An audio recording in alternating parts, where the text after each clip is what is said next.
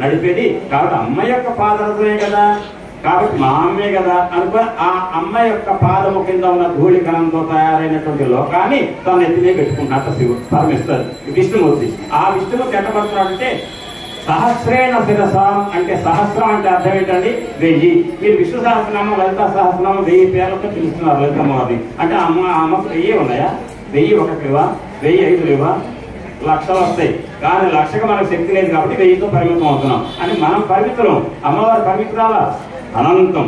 అమ్మవారి అనంతమైనటువంటి అమ్మవారిని పరిమితమైన 1000 సంఖ్యతో ఎట్టయితే మనం శుద్ధి సమయం మీద లలితా సహస్రం పారాయణ చేసా ఉంటున్నారే అట్లనే 1000 అంటే అర్థం అనంతం. అనంత మార్గాలలో ఈ శౌరిహి అన్నాడు. జాగ్రత్తగా వినండి. ఇక్కడ శౌరి అంటే ఎవరు? ఒక కారణమే కాదు, అందరూ అనండి. విష్ణుమూర్తి అంటే పాపమే కాదు పుణ్యమే కదా. కార్తీక సోమవారం నాడు అంటే శౌరి అంటే విష్ణువు. విష్ణుమూర్తి శౌరి అని ఎందుకు అన్నాడు ఆయన? శౌరి అంటే అర్థం ఏంటి? శౌరి అంటే అర్థం ఏంటి? కృష్ణ పరమాత్మ తండ్రి పేరేంటి? వసుదేవుడు. వసుదేవుడు తండ్రి పేరేంటి? సూరసేనుడు. సూరసేనుడు మానవుడు కాబట్టి శౌర్య అన్నారు. అయిపోయింది. మళ్ళీ గుర్తుపెట్టుకోండి, 3వ శ్లోకం జరుపుతున్నాడు. అడుగుతామండి మిమ్మల్ని. అంటే ఇందాక విష్ణుమూర్తి నామం పిలిచాడంటే నీకు శౌర్య అన్నారు. ఆ శౌర్య అనే పేరు కలిగిన విష్ణుమూర్తి ఈ లోకాన్ని పట్టి పెంచాడట. అయిపోయింది. హరహ సంక్షేనం భసిత భసితో ధూళ విధి అన్నాడు. అంటే ఈ సృష్టి మొత్తం అయిపోయింది. మహాప్రళయం వచ్చింది. అఖండ జలతత్వం మునిగిపోయింది. అందరూ ఆనాడు బ్రతికున్న అందరిని చంపేస్తాడు. ఎవరు? శివుడు. చంపేసి అందరి లోపల ఉన్న ప్రాణశక్తులను తీసుకుపోయి అది మెదిపి విభూతిలాగా రాసుకుంటాడు శివుడు. అదే అన్నమాట. అంటే బ్రహ్మగారేమో సృష్టి, విష్ణుమూర్తి శివుడేమో నెత్తి మీద పెట్టుకొని మోస్తున్నాడు. అంటే అర్థం ఏంటంటే అన్ని కోణాల్లో పట్టుకొని ఈ సృష్టిని ఉంచాడు. ఇక రుద్రుడు ఏం చేస్తాడు? ఈ సృష్టి యొక్క కాలం తీరుకోగానే దాన్ని మొత్తం కూడా అందరి ప్రాణశక్తులందరి యొక్క ప్రాణాల యొక్క బీజాలన్నీ గుంజుకొని లోపల పెట్టుకుంటాడు. ఎక్కడ? ఒంటి మీద విభూతి రాసుకొని తిరుగుతాట హాయిగా. దాన్ని మీరు లలితా సహస్రనామం అంటారు. సృష్టికర్త్రి బ్రహ్మరూప గోత్రి గోవింద రూపిణి సంహాటి రుద్ర రూప తిరోధానకరి ఈశ్వరి సదాశివ అనుగ్రహద పంచకృత్య పరాయణ. 5వ కృత్యం ఏదంటే సదాశివ అనుగ్రహం. అదే అంతకుముందు ఏంటి? అందరు సృష్టిలో బతికున్న అందరి ప్రాణాలు తీసుకొని పొట్టలో పెట్టుకొని ఉంటాం అమ్మవారు అక్కడ. ఇక్కడ ఏమంటామంటే లలిత సౌందర్య గారు చెప్పినప్పుడు పరమశివుడట చిట్ట చివరికి లోకంలో అందరినీ ప్రళయకాలంలో చంపేసి అందరి ప్రాణాలు తీసుకొని ఆ ప్రాణశక్తులన్నీ కూడా రొప్పలలో పెట్టుకొని విభూతి పూసుకుంటారు ఒంటి మీద. హరహ సంక్షిప్త్యైనం అంటే మెత్తగా మెదిపిన విభూతి పండులో ఉన్న రేణువులు ఎట్టుంటాయో అట్లాంటి రేణువుల కింద అందరి ప్రాణశక్తులు ఆ శివుడు శుభ్రంగా ఒంటి మీద రాసుకుని హాయిగా ఉంటాడు. ఆ శివుడు ఎవరు? అమ్మ యొక్క కృప వల్ల బ్రతికేవాడే. ఆ బ్రహ్మ విష్ణు మహేశ్వరులు పోతే చిట్ట చివరికి రాజరాజేశ్వరి మహాత్రిపుర సుందరి దేవి శక్తి ఆయన భర్తలో కలిసిపోతుంది. ఆ భర్తే సదాశివుడు, ఆయన శ్రీ మహావిష్ణు. ఏదన్నా అనొచ్చు. నిన్నే చెప్పాను మీకు, విష్ణువుకి శివుడికి తేడా లేదు. ఆ తేడా చూస్తే పాపం అని చెప్పాను. నేను చెప్పాను 18 రూపంలో 20 నిమిషాలు ఎక్స్ప్లెయిన్ చేశాను. కాబట్టి ఆ రకంగా విష్ణువు శివుడికి భేదం లేదు, రెండు ఒకటే అనండి.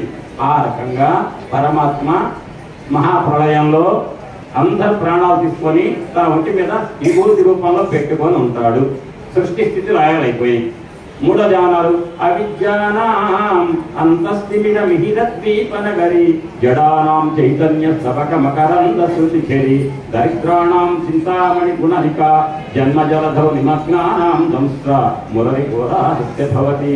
ఇందులో ఏం చెప్తున్నారంటే శంకరాచార్యుల వారు చాలా గొప్పగా చెప్తున్నారు. ఈ శ్లోకం ఎంత గొప్పదంటే ఇక్కడ ఉన్న ఈ ప్రాంగణంలో అందరూ కూడా నేర్చుకొని మీ పిల్లలతో అనిపించండి. చిన్న తప్పు కూడా లేకుండా అనిపించండి. దీని యొక్క లాభాలు ఏంటో చెప్తా వినండి. 3 లాభాలు ఉన్నాయి. 3 కాదండి, అందరూ 3 లాభాలు ఇస్తారు. కానీ 4 లాభాలు ఇచ్చే అమ్మ రాజరాజేశ్వరి మాత. అది ప్రాసక్తి. అర్థమైందా? ఇప్పుడు మొట్టమొదటి చెప్పబోతున్న మాటే మీకు అర్థమవుతుంది. ఏంటంటే రాజరాజేశ్వరి మాత ఆది పరాశక్తి కన్యకా పరమేశ్వరి దేవతగా ఆరాధిస్తారు. ఇటు రాజరాజేశ్వరి మాతగా ఆరాధిస్తారు. మహా త్రిపుర సుందరిగా ఆరాధిస్తారు. ఈ ఆది పరాశక్తిని కనుక అర్చించకపోతే, ఆది పరాశక్తి యొక్క తత్వం కనుక బోధపడకపోతే, అమ్మను ఆరాధించాలని బుద్ధి కనుక కలగకపోతే అటువంటి వాడిని ఆంతరించాలి అజ్ఞాని అంటారు. అంటే అమ్మ యొక్క తత్వం బోధపడకపోతే అజ్ఞాని. అంతే తప్ప A+B² అనేటువంటి ఆ దేనికి పనికి వస్తుందంటే ఉద్యోగం తెచ్చి డబ్బులు సంపాదించడానికి మనకు వస్తుంది. కానీ మనిషి జన్మ సార్థకం కావాలంటే ఆ ఇంగ్లీష్ చదువులు కాదు, తెలుగు చదువులు కాదండి. పరాశక్తి యొక్క జ్ఞానం ఎవరికైతే ఉంటుందో వాళ్ళు ధన్యాత్ములు. ఆ పరాశక్తి యొక్క జ్ఞానం కనుక లేదనుకోండి, జ్ఞానం ఉండాలంటే సార్ మాకేం తెలుస్తుందని పరాశక్తి గురించి ఏమన్నా మాకేం మంత్రాలు వస్తుంటారు, ఏ వద్దు. పరాశక్తి గురించి స్తోత్రం చేస్తుంటే కూర్చున్నాం, ఏమునైపోయింది ఒక గంట కూర్చున్నాం అనే ఛాన్స్ ఎప్పటికైనా రావాలి. ఆ రానంతకాలం అజ్ఞాని కింద వ్యక్తి. దాన్ని ఈ ఖమ్మం స్తంభాద్రి నరసింహస్వామి ఆవిర్భవించడానికి ముందు 5 ఏళ్ల పిల్లవాడికి 60 ఏళ్ల తండ్రికి మధ్య వాదన జరిగింది. ఆ వాదనలో అంటాడు, లోకములన్నీ గడియలోన జయించిన వాడవు, ఇంద్రియాలీకమున్ చిత్తమున్ గెలువనేరవు, నిన్ను నిబద్ధు చేయుని భీకర శత్రులాగుల కభిన్నుల చేసిన ప్రాణికోటిలో నీకు విరోధి లేడొకడు, నేర్పునదూడుము దానవేశ్వర. అంటే నీకున్న శత్రువులు ఎక్కడో లేదు. నాకు శత్రు వారు మొదటి రోజే చెప్పారు. ఈ గుళ్ళోకి రాగానే వెంటనే స్టేట్మెంట్ గారితో పాటు సభ్యులంతా వచ్చి నాకు ఎదురేకి స్వాగతం చెప్పి నాకు పోల్లాంట వేస్తేనా నాకు సంతోషం, లేని పక్షంలో నాకు వేయలేదు వాళ్ళు అని చెప్పి చూస్తున్నా అనుకోండి. ఇక అప్పుడు నేను నా శత్రువులు ఎక్కడున్నారు, మీరెవరో కాదుగా, నా లోపలే ఉంది. ఓహో నాకు వీళ్ళంతా స్వాగత సత్కారాలు చెప్పలేదు, చెప్పాలని ఆలోచన నాలో లేదనుకోండి, నాకెందుకు నా బాధ ఉండదు. అంటే ప్రతి మనిషికి కూడా శత్రువు ఎక్కడో లేడు, ఎదురుగా లేడు, నీ లోపలే ఉంటాడు ప్రతివాడికి. ఎవరంటే కామము, క్రోధము, లోభము, మోహము, మదము, మాత్సర్యము 6. వీటిని ఏమంటారంటే అరి అంటే శత్రువు, షట్ అంటే 6. అరిషట్ వర్గము అంటే ప్రతి మనిషిలో కూడా ఆ మనిషిని దిగదార్చేటువంటి శత్రువులు 6 వాళ్ళలోనే ఉంటారు, ప్రతి మనిషిలోనే ఉంటారు. వాళ్ళ అరిషట్ వర్గాలు అంటారు. వాళ్ళ కామము, క్రోధము, లోభము, మోహము, మదము, ఆశ్చర్యము. సమయం తక్కువ ఉంది కాబట్టి వీగా చెప్తే ఒక్కొక్కటి చాలా సరదాగా ఉంటుంది. కామం అంటే ఏంటి, దాని పిల్లగాళ్ళు ఎవరు, ఆ పిల్లగాళ్ళు ఎవరు, ఒక్కొక్కళ్ళు ఎవరు ఏంటి అని మొత్తం చెప్తే అది మొదట్లో చెప్పినట్టుగా గుర్తు నాకు ఇక్కడ. లేక ఒకవేళ గుర్తు పెట్టుకుని 6 శత్రువులు ఉంటారు. 6 శత్రువులు లోపల ఎవరికైతే ఉంటారో వాళ్ళకి పరాదేవత యొక్క తత్వం బోధపడదు జీవితంలో. అట్లాంటి వాళ్ళని ఏమంటారు, జడులు, అవిద్య, అజ్ఞాని అంటారు. అటువంటి అజ్ఞానుల పాలిట అమ్మవారు అవిద్యానా, ఆ అహంకారంతో ఉన్న మనిషి యొక్క అవిద్యతో ఉన్న మనిషికి అవిద్యానాం అంతస్థిమిర అంటే లోపల చీకటి, మిహిరద్వీపనగరి. ఆ అమ్మ యొక్క శక్తి ఎటువంటిదంటే మీరు 3వ శ్లోకాన్ని చివరిలో ఏమని చదివారు, వరాహస్య భవతి అన్నారు అంతేనా, భవతి అన్నారా, భవతి అన్నారంటే మాత్రం 2వ శ్లోకానికి లింక్ పెట్టాలి. లేదు భవతి అన్నారంటే దాని సంబంధం లేదు, సపరేట్, అది గుర్తుపెట్టుకోండి. అంటే మీరు భవతి అన్నారు, నేను భవతి అన్నా అంటే అర్థం అమ్మా నువ్వు ఎటువంటి దాని అంటే అజ్ఞానంతో అవిద్యతో కొట్టుమిట్టాడుతూ ఉన్నటువంటి ఆ పరాశక్తి యొక్క తత్వం తెలవని వాళ్ళ పట్ల ఎవరో తెలుసమ్మా. ఒక లోకం కనుక బాగా పరిధవిల్లి పగలపూట సూర్యోదయం కాగానే వెలుగుల ముద్ద సూర్యుడు ఆకాశంలో ఉద్భవించగానే సూర్యోదయం కాగానే అప్పటి వరకు ఉన్న చీకటి తొలగిపోతుంది, లోకం మొత్తాన్ని వికసింపచేస్తుంది కాంతితో. అటువంటి సూర్యమండలం ఒక్కొక్క బ్రహ్మాండానికి ఒక్కొక్కటి ఉంటుంది, దాన్ని జ్యోతిర్మండలము అంటారు. అటువంటి జ్యోతిర్మండలాలు ఒక్కొక్క లోకానికి ఒక్క సూర్యుడు ఉంటాడు, ఒక్కొక్క సూర్యుడు. అటువంటి అన్ని లోకాలలో ఉన్న సూర్యమండలాల యొక్క కాంతి ఎంతో దాని మొత్తాన్ని కలిపి పరంజ్యోతి అంటారు. ఆ పరంజ్యోతి అమ్మవారు అంటే అన్ని లోకాలు. అందుకే మీరు చదివే లలితా సహస్రనామంలో కూడా ఉంది ఆ మాట, ఆ నామం. అవన్నీ చెప్తే ఇప్పుడు టైం చాలు. అంటే అర్థం ఏంటంటే అమ్మవారు ఏ ఒక్క భారతదేశానికో, జమ్మూ ద్వీపానికో, అమెరికాకు సంబంధించింది కాదు. అన్ని బ్రహ్మాండాలకు సంబంధించినటువంటి సూర్యమండలాల యొక్క శక్తులు మొత్తాన్ని కూడా అధీనంలో పెట్టుకొని వాళ్ళందరికీ కూడా వెలుగునిస్తున్న అమ్మ ఆ అమ్మ పరంజ్యోతి. అటువంటి అమ్మని మన హృదయంలో పెట్టుకొని ఆమెను ప్రార్థించాలనే ధ్యాస కలిగితే లోపల ఉన్న అంతఃకరణంలో ఉన్న అజ్ఞానం, అవిద్య అనే చీకటి ఉంటుందండి, ఉండదు, పారిపోతుంది. ఆ రకంగా అవిద్య, అజ్ఞానం అనే చీకటిని పారద్రోలటానికి భక్తుల పాలికి అమ్మ ఎవరంటే పరంజ్యోతి. అయిపోయింది కదా 1వ లైన్. 2వ లైన్ ఏంటి, అవిద్యానాం అంతస్థిత మిహద్వీపనగరి జడానాం చైతన్య స్థాపక మకరంద శృతిశేరి. అంటే జడులు ఎవరంటే పిల్లవాళ్ళ పుస్తకం వ్యాపారం కాదా. ఈ మధ్య తల్లిదండ్రులు ఎట్లయ్యారు, నాన్న 7:30 కాబట్టి 8:30 వెళ్తూ మళ్ళీ స్కూల్ లేదుగా అంటున్నారు. అంటే స్కూల్ లేదుగా 8:30 వెళ్తుగా అని అంటే వాడు ఏం చేస్తాడు, వచ్చే సంవత్సరం 10:00 వేస్తాడు.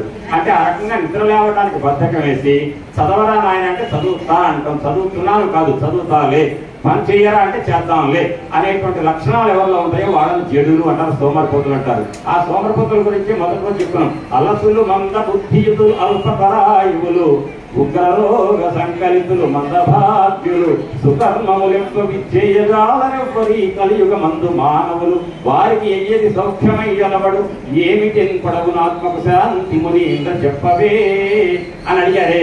ఆ రకంగా అలసులు మందబుద్ధులు అంటే బాగా సోమరిపోతులు. వాళ్ళ పాలికట అమ్మవారు ఏంటంటే చైతన్య మకరంద శృతి చెరి అంటే బాగా జ్ఞాన పుష్పం గుచ్చంగా అనుకుంటే అందులో నుంచి జ్ఞానం అనే తేనె కాలుతూ ఉంటే ఆ జ్ఞానం అనే తేనె ఈ చెడులు అలసులు మందబుద్ధులు ఎవరైతే ఉన్నారో పిల్లలు వాళ్ళ పాలిట బాగా ప్రవహిస్తున్నటువంటి తేనె లాంటిదట అమ్మ యొక్క సన్నిధి. అంటే చెప్పండి, అమ్మ సన్నిధి వస్తే మన పిల్లలు ఎంత బాగుపడతారు. మూడోది ఏంటండి, జడానం చైతన్య సభకు భగవాన్ సిద్ధించారు. దరిద్రాణం చింతామణి గుణనిక జన్మజలధౌ అని అనకండి, దరిద్రాణం చింతామణి గుణనిక అంతే. గుణనిక అంటే గుణము అంటే ఏంటంటే దారం. ఆ దారంతో చుట్టిన పెద్ద ఒక దండ ఉంది. ఏ దండ అంటే ఆ దండలో ఉన్నవన్నీ ముత్యాలు కాదు, పగడాలు కాదు, ఏంటో తెలుసా? ఆ దండలో చింతామణులు. చింతామణి అంటే తెలుసా? ఒక్క చింతామణి చాలటండి ఈ లోకంలో అందరి కోరికలు తీర్చగలుగుతుందట. అట్లాంటి చింతామణులు ఎన్నో అంటే 1053 చింతామణులతో కూడుకున్న పెద్ద మాలట అమ్మవారు. ఒక్క చింతామణి అందరి లోకంలో అందరి కోరికలు తీరుస్తుంటే 1053 చింతామణుల సమాహారం అమ్మవారు. అంటే అమ్మవారు నిజంగా ఆశ్రయిస్తే దరిద్రంతో దరిద్రం అంటే ఏంటండి? దరిద్రం అంటే ఏంటి? డబ్బు లేకపోవడం కాదు, ఆరోగ్యం లేకపోయినా దరిద్రమే, డబ్బు లేకపోయినా దరిద్రమే, ఇల్లు లేకపోయినా దరిద్రమే. ఈ దారిద్ర్యంతో బాధ అసలు నిజంగా దారిద్ర్యం అంటే ఏంటి చెప్పమంటారా? ఎంత ఉన్నా నాకు చాలు అసంతృప్తి ఉంటారు, అది దరిద్రం. ఆధ్యాత్మికత దరిద్రం ఏంటంటే ఎంత ఉన్నా నాకు లేదు లేదా ఏడుస్తాడు సేవ, అది కూడా కాదు, పక్కవాడికి ఏడుస్తారు సార్, పెద్ద దరిద్రం. ఆ రకంగా దరిద్రంతో బాధపడుతున్న దారిద్ర్యంతో ఉన్న వాళ్ళు ఉన్నాయి కదా. అమ్మవారు ఎటువంటిదంటే చింతామణుల యొక్క మాల లాంటిదట. దారిద్ర్యాన్ని కూడా పోగొడుతుంది. ఇప్పుడు నీకు లైన్ 1, లైన్ 2, లైన్ 3 అయిపోయింది. 4వ లైన్ ఏమంటుంది? జన్మజలధో నిమగ్నానాం సంస్థ మురరిపురాహస్య భవతి అంటే అమ్మవారట సంసారం అనే సముద్రంలో కూరుకోపోయినటువంటి వాడికట అమ్మ ఒక హిరణ్యాక్షుడిని ఒక రాక్షసుడు ఏం చేశాడంటే ఒకసారి భూమండలం మొత్తాన్ని కూడా తీసుకుపోయి రసాతలంలోకి నెట్టాడు. ఎక్కడుందో కూడా తెలవక ఇబ్బంది పడుతున్నాడు ఎవరు? బ్రహ్మగారు. ఆ సమయంలో వాళ్ళ నాన్నగారు ప్రార్థించాడు ఎవరు? విష్ణుమూర్తి గారు ఏం చేశాడు? పెద్ద వరాహ రూపంలో వచ్చాడు, ఆది వరాహ యజ్ఞ వరాహ రూపంలో వచ్చి ఒక్కసారిగా లోపలికి వెళ్ళాడు నీళ్లలోకి. వెళ్ళి తన కోర ఎట్లుంటుంది ఆ కోర మీద భూమండలం మొత్తాన్ని తెచ్చి పైకి తీసుకొచ్చాడు. హిరణ్యాక్షుడు దోస్తాన్ని చంపేశాడు. అటువంటి భూమండలాన్ని రసాతలంలోకి కూరుకోకపోతే ఆ హిరణ్యాక్షుడు అనే రాక్షసుని ఎదిరించి లోపలికి వెళ్ళి భూమండలాన్ని పైకి తెచ్చాడే. అట్లా మనం కూడా సంసారం అనే సాగరంలో కూరుకోకపోతే, సంసారం అంటే సాగరం, సముద్రం అని చెప్పారు కదా. ఆ సముద్రం ఎటువంటి సముద్రం అనుకున్నారు? తెల్లగా ఉండే నీళ్ళ సముద్రం కాదు, తెల్లగా నీళ్ళ సముద్రంలో కూరుకోకపోతే పైకి వస్తే కనపడవచ్చు. కానట సంసార పంక నిర్మక్కిన సముద్ధరణ పండిత అన్నారుగా. సంసారం అనే పంకం అట, బురదట, గుడుగట. ఆ గుడుగులో దిగబడ్డాడు పైకి ఏం కనపడుతున్నాడు? బురదలో కనపడగా అట్ట కూరుకుపోయి బాగా పొట్టు మిట్టాడుతున్న వాడు పైకి రాలేక అవస్థ పడుతుంటే ఎవరి వల్ల కాదట కాపాడటం అమ్మకు మాత్రమే సాధ్యపడ. రాజరాజేశ్వరి మాత మహా త్రిపుర సుందరి ఆ అమ్మవారు సంసారం అనే బురదలో కూరుకుపై పైకి రాలక పొట్టు మిట్టాడుతున్న వాడిని ఒక్కసారి ఆ అనుగ్రహ చూపులు పడితే చాలట వాడు సంసార బోధ అనే పంకల్లోంచి పైకి ఎత్తగా ఉద్ధరించగలిగే మహాశక్తివంతురాలు ఆ అమ్మ. ఇప్పుడు చెప్పండి, మొట్టమొదటి ఏంటి? అవిద్య పోతుంది. రెండోది ఏంటి? జడత్వం పోతుంది. మూడోది ఏంటండి? దరిద్రం పోతుంది. నాలుగోది ఏంటి? మోక్షం. కానీ మొదటి 3 ఎవరైనా ఇవ్వగలుగుతారు, దేవేంద్రుడు ఇవ్వగలుగుతారు, మిగతా దేవతలు ఇవ్వగలుగుతారు. 4వ మోక్షం అనేది ఇవ్వగలిగేటువంటిది ఆదిపరాశక్తి మాత్రమే. అది నేను చెప్పింది కదా, శంకరాచార్య వారు చెప్పింది కదా. అంటే అర్థం ఏంటంటే మొదటి లైన్ 2వ లైన్ కలిపి ధర్మాన్ని చెప్తుందండి. ధర్మం అర్థమైందా? ధర్మం అంటే ఏంటి? అవిద్య, అజ్ఞానం ఉన్నవాడికి ఒక బజార్లో ఉండి అజ్ఞానంతో ఉన్నాడు, అరే ధర్మం కాదు అంటే అంటాడు. అదే ధర్మం వాడి విద్య అవిద్య లేనివాడు మంచి మూర్ఖుడు కాదనుకోండి, నాన్న చేయకూడదు అక్కడ పెట్టకూడదు తీసేయండి అట్లా అంటే అంటాడు. అంటే విద్యకి అవిద్యకి తేడా అర్థమైంది కదా. అంటే అవిద్యతో ఉన్నవాడు చెప్పిన మాట మూర్ఖుడు. తర్వాత జడుడు, అరే ఆ పని చేయదురా నేను చేస్తా, చదవరా నేను చదవను అనేటువంటి జడత్వంతో ఉన్నవాడు. ఈ 2 కూడా ధర్మానికి సంబంధించినవి. మూడోది ఏదైతే ఉందో దరిద్రం, ఆ దరిద్రాన్ని తొలగిస్తే అర్థము కామము 2. అర్థం అంటే డబ్బులు, కామం అంటే కోరిక. కోరిక ముఖ్యమా డబ్బులు ముఖ్యమా? డబ్బుల కోసం కోరిక ఉంటుంది, కోరిక తెచ్చుకోవాలంటే డబ్బులు కావాలి. కాబట్టి అర్థం కామం వేరా ఒకటేనా? ఒకటే. కాబట్టి ధర్మానికి 2 లైన్లు చెప్పాడు.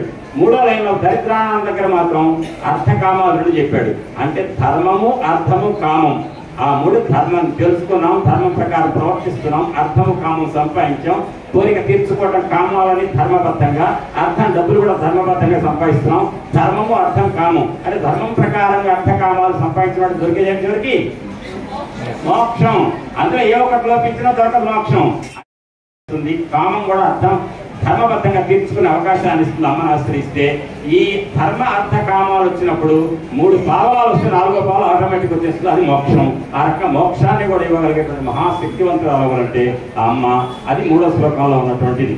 కాబట్టి అటువంటి అమ్మని ఆశ్రయిస్తే మనకు మోక్షం కూడా కరతలామల్పం అవుతుంది. ఆ తర్వాత తర్వాత ఏ శ్లోకం చెప్తాను చెప్పండి.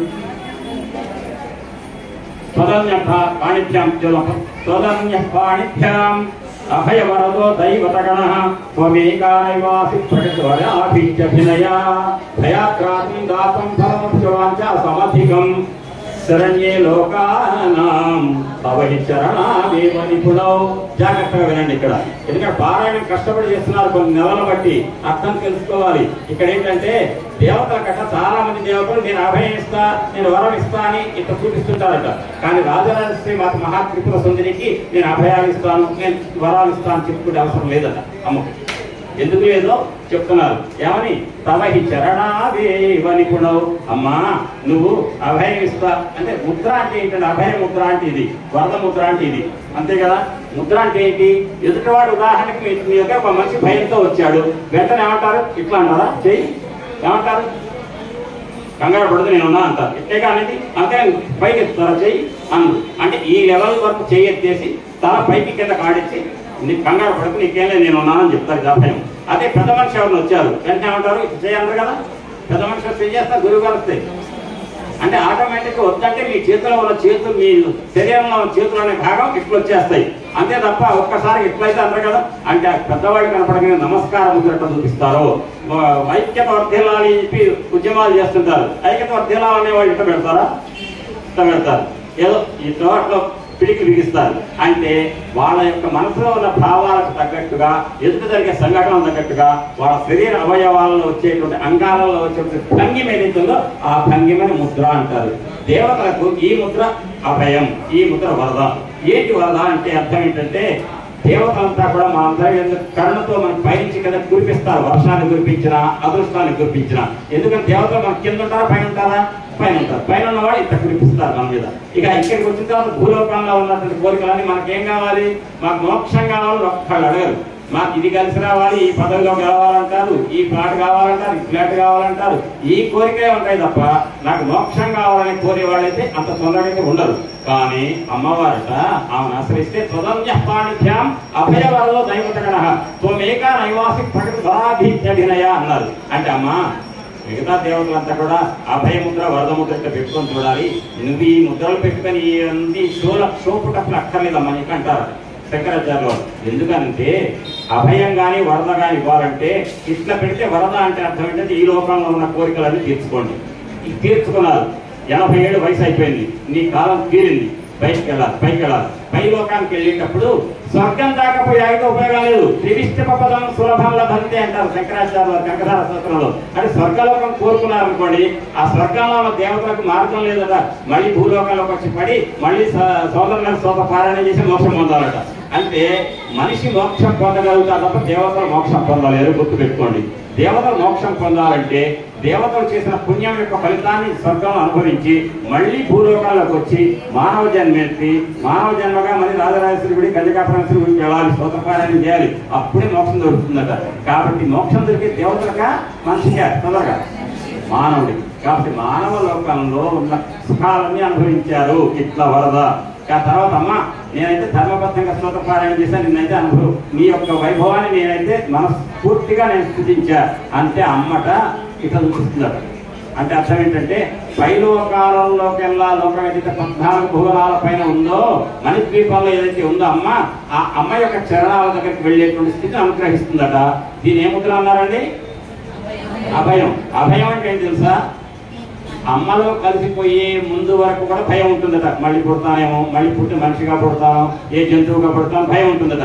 ఒక్కసారి అమ్మ అభయం ఇచ్చిందంటే శ్రీ రమణీయమైన నృసింహ విహారము, అది నేను ఎవరు చదివాను నాకు తెలిసి. ఆ రకంగా ఏ భయం కలగని లోకం చెందిన భూవరా అంటాడు అక్కడ. అంటే భయం ఏది లేని స్థితి ఏదంటే ఆ స్థితి వచ్చే వరకు భయం భయంగానే ఉంటాడ. ఒక్కసారి అభయం సంబంధించిన జ్ఞానం మోక్షం ఏదైతే తెలుస్తుందో అప్పుడు ఆ మనిషి అమ్మవారిని కలుస్తాడు. అమ్మవారి పాదాలు ఐక్యం అయ్యే స్థితి వస్తే జ్ఞానం కలిగితే వాడికి భయం ఉండదట. దాన్ని అభయం అంటారు. అంటే ఈ లోకంలో ఉన్నటువంటి సౌఖ్యాలని అనుభవించాలి. ఈ లోకంలో ఉన్న సౌఖ్యాలు అనుభవించిన తర్వాత మళ్ళీ పై లోకంలో ఏదైతే అమ్మవారి సన్నిధి మణిద్వీపం ఉందో అమ్మవారి యొక్క పాదములలో కలిసిపోవటాన్ని మోక్షం అన్నారు. బ్రతికి నన్నాళ్ళు సత్సంగ భాగ్యమిచట తను విడియేక సాకే తథా మమచట అంటారు ఇతరుల వారు. బ్రతికినంతకాలం సత్సంగ భాగ్యం. సత్సంగ భాగ్యం అంటే ఏంటి? ఆ గ్రూప్ నా గ్రూప్లో రాలేదు మెసేజ్ అని కాదు, తెలిస్తే సౌందర్యాలు పారాయణకి కావాలి. అంతగా నా గ్రూప్లో వచ్చిందా ఆ గ్రూప్లో వచ్చిందా ఏంటి చెప్పండి. ఇదంతా పారాయణం చేయాలనే విషయం తెలిస్తే అందరు పారాయణానికి వస్తే దాన్ని సత్సంగం అంటారు తప్ప మరి ఇక్కడికక్కడే ఏదో అంటారు సాంప్రదాయ ప్రకారం చేయకుండా అమ్మవారికి సంబంధించిన స్థితి ఎక్కడ జరుగుతున్నా స్థితిలో పాల్గొనాలనే ఆలోచన ఉండాలి. అమ్మవారు ఎక్కడే అమ్మవారే. కాబట్టి జూన్ 22 కన్యకాపురం ఎంత బాగా ఇస్తారు, 1400 మందితో పారాయణం. ఆ తర్వాత ఈ మధ్య ఒక చోట చేశారు కదా సార్. ఇక్కడ పారాయణం అన్నప్పుడు పారాయణానికి ఎంతమంది తెలిస్తే చాలు రావాలి. నన్ను పిలవలేదు అని చెప్పి అన్నారనుకోండి, ఇక వాళ్ళకి అమ్మవారే అంతకంటే అమ్మవారి సన్నిధిలో కూర్చొని యోగం లాస్తే ఆలోచన అట్నే వస్తాయి. అంటే అట్లా కాకుండా సత్సంగం అంటే అర్థం ఏంటంటే అమ్మ యొక్క కృప కోసం వెంపర్లాడాలట. ఆ వెంపర్లాడి ఇప్పుడు ఇవాళ ఉపన్యాసం ఇదే చెప్పాలి ఏమని భాగవత అర్థం చెప్తే చాలు, నాకు ఏ ఇబ్బంది లేదు. కానీ ఇవాళ మీరు అందరూ కూడా కార్తీక సోమవారం అమ్మవారి సన్నిధిలో సంవత్సరం పారాయణం చేసి తరిస్తారు. తరించడానికి ఒక్క రోజే ఫలితం రాదు. తరించడానికి కావాల్సినటువంటి ఫలితాలు అనేకం కలిస్తే పెద్ద తరింపు. అందులో ఇదొకటి కార్తీక సోమవారం. అది అమ్మని మా భక్తి శ్రద్ధలతో పిలిచినప్పుడు వచ్చి పారాయణం చేస్తున్నారు అనుకోండి. ఇటువంటి సత్సంగాలని చేసిన తర్వాత తను ఈ లోకంలో ఉన్న జీవితం పూర్తయిన తర్వాత తను విడియే సాగే తథా మమచట అన్నారు.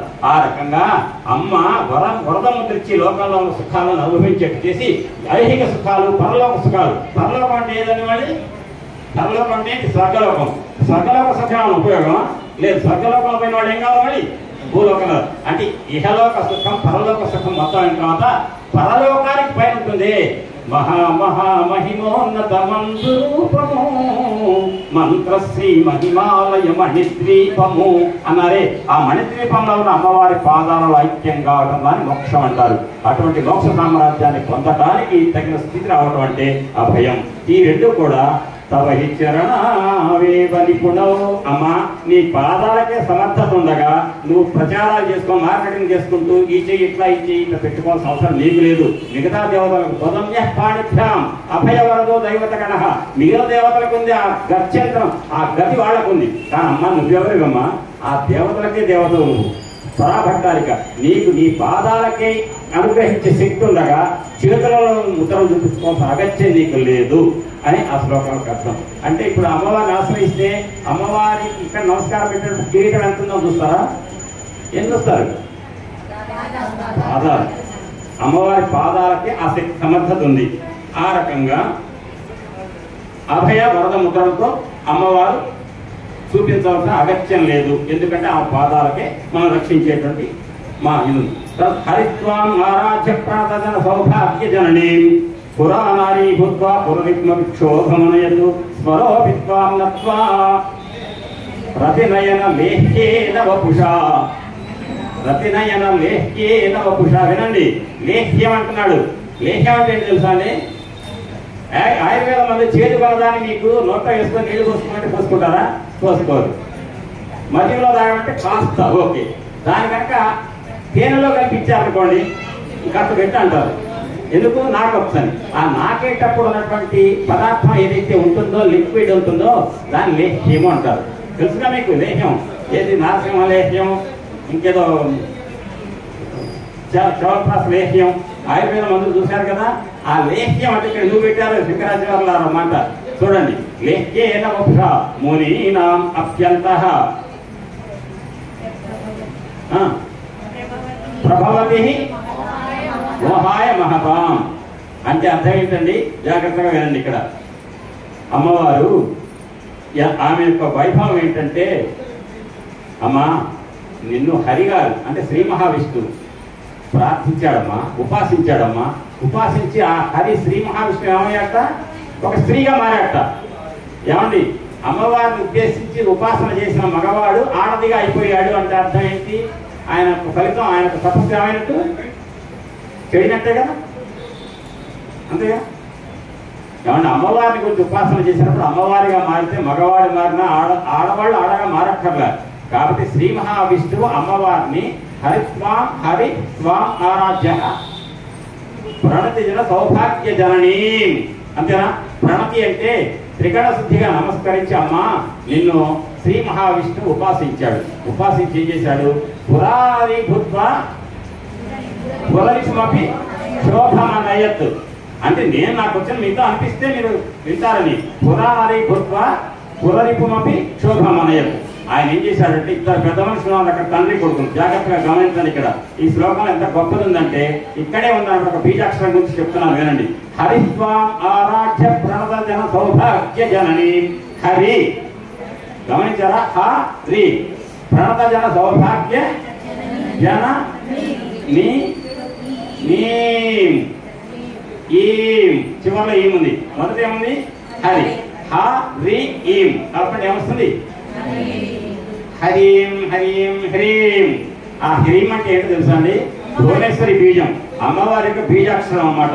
అంటే హరిత్వాం ఆరాధ్య ప్రణత జన సౌభాగ్య జననీం. ఈం అనే అక్షరాన్ని ఉపాసించి విష్ణుమూర్తి హరి గారు హ్రీంగా మారాట. అంటే శ్రీ మహావిష్ణువు అనే హరి ఈం అనే బీజాన్ని ఉపాసించి ఆయన హ్రీంగా మారాడు. ఆ హ్రీం అనే మాట మీరు నేను అనకూడదు, మీరు అంతకంటే అనకూడదు. మీరు ఎందుకంటే నేను అన్నాను వినండి అంతవరకే. ఎందుకంటే ఉపాసన అది ఉపదేశం అవుతుంది. ఆ ఉపదేశం చేసే అర్హత నాకు లేదు, తీసుకునే అర్హత మీకు లేదు. కాబట్టి ఆ హ్రీం అనే బీజాక్షరం నేను అంటున్నాను, మీరు వినండి అంతవరకే. అది ఎంత గొప్ప బీజాక్షరం అంటే దాని హిమాలయాల్లో ఉన్నటువంటి దేవి ఉపాసకులు మాత్రమే ఉపాసిస్తారు. అది మీరు ఉపాసిస్తే ఎంత ఫలితం వస్తుందో ఆ హ్రీం అనే బీజాక్షరాన్ని హరి స్వాం ఆరాధ్య ప్రణత జన సౌభాగ్య జనని అంటే కూడా అదే అదే ఫలితం వస్తుందట. కాబట్టి ఎక్కడ హిమాలయాల్లో పోయి హ్రీం ఎందుకు మనం ఉపదేశం తీసుకోవాలండి? హాయిగా మొదటి లైన్ చదివితే హ్రీం వచ్చేస్తుంది కదా. ఆ రకంగా లోపల నిక్షిప్తం చేశాడు బీజాక్షరాన్ని శంకరాచార్యుల వారు.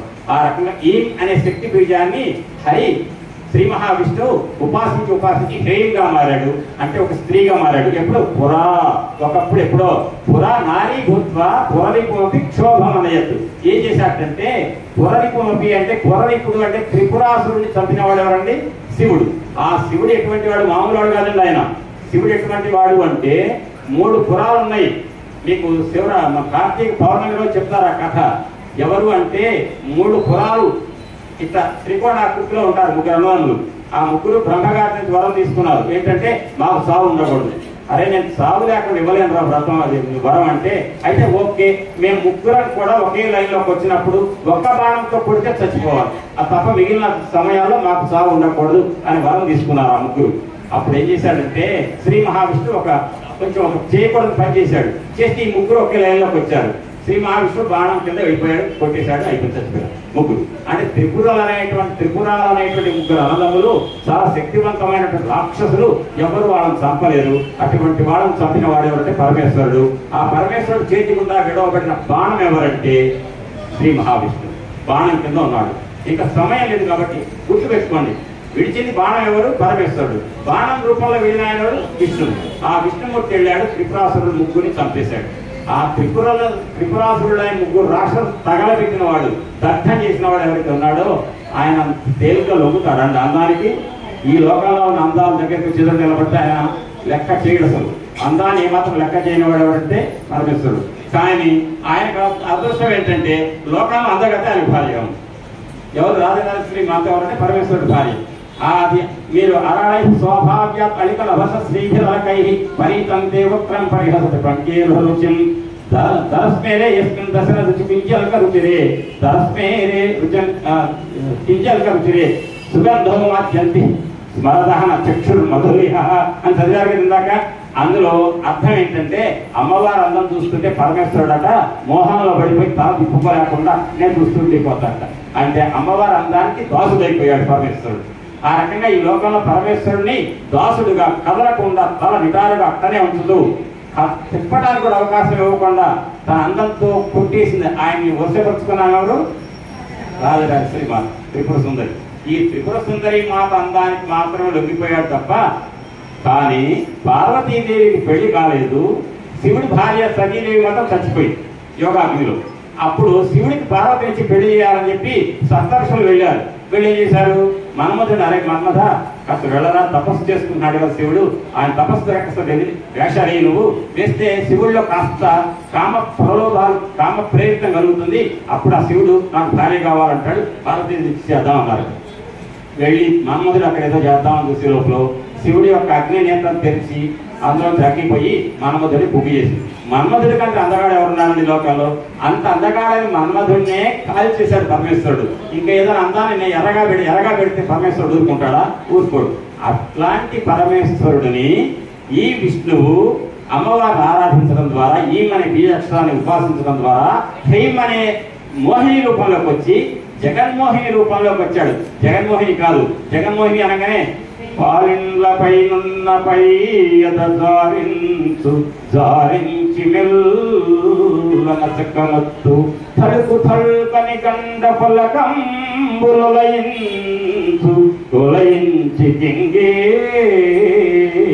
జగించు అని జగన్మోహన్ యొక్క వర్ణం చేస్తారు భాగవతంలో. అటువంటి అందగత్య లోకాన్ని మోహింపచేసి రాక్షసులంతా దగ్గరికి వస్తే రాక్షసులకు ఆ జగన్మోహిని యొక్క అందం చూసి మాకు అమృతమా, సరే అమ్మ అని వదిలేశారు రాక్షసులు. అంటే రాక్షసుల మోహంలోకి నెట్టి అమృతం దగ్గరకు వస్తుంటే పోయకుండా తప్పించుకోవడానికి మోహిని రూపంలో వచ్చిన వాడు విష్ణువు, అది జగన్మోహిని.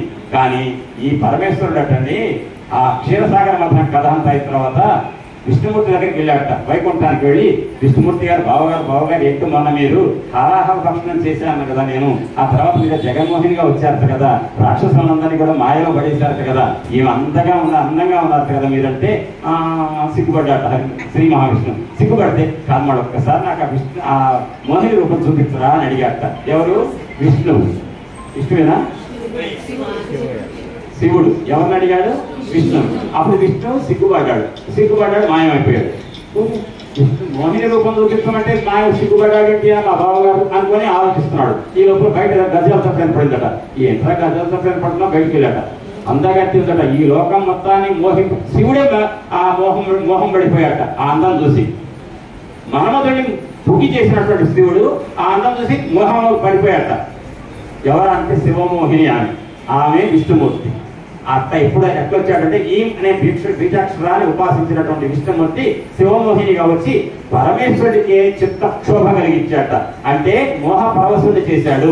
అదనమాట. హరిత్వాం ఆరాధ్య ప్రణదన సౌభాగ్య జనని పురాణారీ భూత్వా పురవిపుమపి క్షోభ మనయత్. క్షోభ కలిగించాడు. మనయత్ అంటే మనస్సులో క్షోభ కలిగించాడు. ఎవరాన్ని కలిగించింది? విష్ణుమూర్తి. ఏం చేశాడు మోహిని కోసం? ఉపాసించాడు. తనెవరు? హరి. ఏమని చేశాడు? దేనిగా మారాడు? ఆమె అక్షరం అనకండి, మోహినిగా మారాడు. అంటే ఆ రకంగా చేసి శివుడికే చిత్తక్షోభ కలిగించావు మహానుభావ. ఆ క్షోభ కలిగించేంత స్థితిలో అందగాడిగా విష్ణుమూర్తి మారాడంటే ఎవరి కృప వల్ల? ఆమె కృప. అంత అమ్మని కృప ఎట్లాంటిదో తెలుసామో. విష్ణుమూర్తి నేను ఉపాసిస్తే ఆయనకు అందాన్ని అంటగట్టి మీ ఆయన్నే చిత్తక్షోభకు చేసావమ్మా అని చెప్పి అంటున్నారు ఇక్కడ. అంటే అమ్మ తన అన్నయ్యని ఆడమనిషిగా మార్చి తన భర్తని మోహంలో పడేట్టు చేస్తుందండి. అంటే అర్థం ఏంటంటే అమ్మకు ఆ విష్ణువుకి తేడా లేదు. విష్ణువైనా అమ్మ అన్న ఒకటి. సమయం లేదు కాబట్టి శ్లోకాన్ని చెప్పదలుచుకోలేదు. ఇప్పుడు అమ్మైనా విష్ణువైనా ఒకటి. అయ్యవరంటే శివుడు. కాబట్టి శివలింగ శివుడైతే కిందన పానవటం అమ్మ, ఆ అమ్మే విష్ణువు. గుర్తుపెట్టుకోండి. శివాలయంలో శివలింగం పురుషుడు, కిందనటువంటి పానవటం స్త్రీ, ఆ స్త్రీయే విష్ణువు. కాబట్టి శ్రీరామో లలితాంబిక. రాముడు ఎవరంటే అమ్మ యొక్క పురుష రూపం. ఆ అమ్మ ఎవరెంతకు? శివుడి యొక్క శక్తి. కాబట్టి పరమేశ్వరుడు యొక్క శక్తి స్వరూపమైన ఆ పరాశక్తి యొక్క పురుష రూపమే విష్ణువు. అర్థమైంది కదా? అయిపోయింది. స్వరోపిత్వం లత్వా రతినయన లేహ్యేన వపుషా. స్వరోపిత్వం లత్వా రతినయన లేహ్యేన వపుషా మునీనాం అత్యంతః ప్రభవతి మోహాయ మహతాం. జాగ్రత్తగా మొదటి రెండు అర్థమైనా? మీరు పారాయణం చేస్తుంటే ఇదంతా గుర్తు రావాలి మీకు ఈ కథ అంతా. అంతేగాని హరిస్వాం ఆరాధ్య ప్రణవ సౌభాగ్యజాని అన్నప్పుడు మీ మనస్సు ఎక్కడ ఉంటే కుదరదు. ఖచ్చితంగా ఈ కథ అంతా గుర్తు రావాలి. అయిపోయింది. మునినాం స్మరోపిత్వాం నత్వా రతినయన వేహ్యేన వపుష. అట ఆ స్మరుడు అనేటువంటి ఇప్పుడు ఇంతసేపు ఎవరైతే అమ్మవారిని ఉపాసించి స్త్రీగా మారి అందగత్తెగా మారి తన భర్త అయినటువంటి శివుడే మోహింపజేసిన ఆయన ఎవరు? విష్ణుమూర్తి. ఇప్పుడు ఆయన కొడుకు వరుస వచ్చింది. ఆయన కొడుకు ఎవరు? మన్మధుడు. స్మరుడు అంటే ఎవరు? మన్మధుడు. స్మరోపిత్వాం నత్వా రతినయన వేహ్యేన వపుష అంటే రతీదేవికి ఆ అందం చూసి ఈ తేనెలో ముంచిన ఆయుర్వేదపు పాకాన్ని కనుక లేహ్యాన్ని ఎక్కడ దూరత నాకుతాడో అంత ఆస్వాదించుకుంటూ నాకినటువంటి తేనెతో కూడుకున్న ఆయుర్వేదపు పొడి ఎట్టయితే తీయగా ఉంటుందో రోగికి, రతీదేవికి తన భర్త అమ్మవారి కృప వల్ల వచ్చిన ఆ శరీరం యొక్క అందం ఎట్టుందంటే ఆ రతీదేవి ఆస్వాదించేంత అందమైన రూపాన్ని పొందాడటండి. ఎవరైనా పొందింది? మన్మధుడు. స్మరోపిత్వాం నత్వా అమ్మా స్మరుడు కూడా నీకు నమస్కరించి ఉపాసించి ఆయన ఇంత అందమైన శరీరాన్ని పొందాడంటే అమ్మ రతీదేవి అమ్మ నిజంగా ఆ అమ్మకు భర్త మన్మధుడి లోకంలో అంతకంటే అంతగాడు లేడు. 98వ శ్లోకంలో కూడా విచిత్రమైన ప్రయోగం చేశారు శంకరాచార్య గారు. మళ్ళీ ఎప్పుడైనా అవకాశం వచ్చినట్టు చెప్తాది. అంటే స్మరుడు మన్మధుడు తన భర్త అంటే రతీదేవికి ఒక గర్వం అట. నా భర్త కంటే అందగాడు ఈ లోకంలో లేడని. ఎందుకని? అందరిని ఇబ్బంది పెట్టేవాడు ఎవరు? మన్మధుడే కదా. ఆ అందరిని ఇబ్బంది పెట్టి మన్మధుడు తన భర్త అయినటువంటి స్థితిలో రతీదేవి తన భర్త చూసి ఆనందపడి గర్వపడుతుందట. ఈ లోపల ఒక రోజు ఒక ఉద్యోగం ఇచ్చారు. పరమేశ్వరుడు దానికి వేషం ఏమని. ఆ వెళ్ళగానే పరమేశ్వరుడు ఏం చేశాడు? కాల్ చేశాడు. భస్మం చేయగానే అమ్మవారిని ఉపాసించింది ఎవరు? రతీదేవి. అమ్మ ఏంటి చెప్పు, నా భర్త లేకుండా చేశావు ఏంటంటే, సర్లే నీ ఒకదానికే కనపడేట్టు నీ భర్తలు ఇస్తున్నాను. అప్పటి నుంచి శరీరం లేకుండా ఉన్నాడు. అనంగుడు అంటారు. నీ ఒక్కదానికే కనిపిస్తాడు నీ భర్త, ఇంకెవరికి కనిపించడు. అర్థమైందా? ఆ రకంగా మన్మధుడు నిన్ను ఉపాసిస్తే అంతకుముందు శివుడి యొక్క కంటి మంటలకు కారక ముందు ఉన్న అందం కంటే అమ్మవారి కృప వల్ల వచ్చిన రూపం ఇంకా అందంగా వచ్చిందట. అటువంటి రూపాన్ని తలుచుకునేట్టు రతీదేవి ఒక లేహ్యాన్ని ఆస్వాదించినట్టుగా తన భర్త అందాన్ని ఆస్వాదించిందట. అటువంటి అందంతో ఉన్న మన్మధుడట మునులు అందరూ కూడా వెళ్ళి ఇంద్రియాలను నిగ్రహించి వైరాగ్య సంపత్తి పొంది ఈ లోకంలో ఉన్న ఏ సంపద నాకు వద్దు అని చెప్పి భీష్మించుకొని కూర్చున్నటువంటి మునులను కూడా అక్కడికి వెళ్ళి మునుల లోపల చేరి ప్రవేశించి వాళ్ళ చిత్తాలను క్షోభ పెట్టాట మన్మధుడు. అంటే తండ్రి గారేమో ఎవరు పెట్టాడు క్షోభ? వాళ్ళ బావగారు శివుడిని. మన్మధుడు ఎవరు పెట్టాడు? తన భార్యకి అందమైన రూపాన్ని ఇచ్చాడు. మునులకేమో చిత్తక్షోభ కలిగించాడు. దానికి కారణం ఎవరయ్యారు? మన్మధుడికి అంతకు ముందు ఉన్న అందం కంటే గొప్ప అందంతో మళ్ళీ వచ్చాడు. ఎవరు గొప్ప వల్ల? అమ్మ నీ యొక్క కరుణ ఎట్లాంటిదో తెలుసా?